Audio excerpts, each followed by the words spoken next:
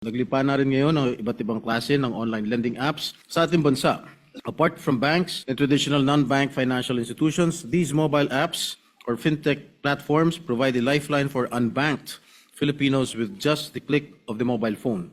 But for several years, it is quite appalling that unfair collection practices are still being perpetrated by collection agents. In fact, social media is awash with horror stories of how creditors and collection agencies employ dirty tactics against consumers with delinquent accounts to compel them to pay, resorting to harassment, threats, and other notorious practices bordering on criminal acts. Nariyan ang text messages at tawag na minumura ang nanghiram ng pera.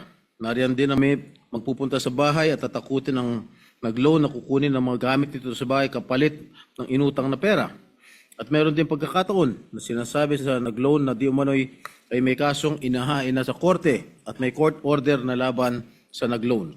Meron din pinupuntahan ng collection agents ng barangay kung saan nakatira ang nag-loan at pinapahiya ito.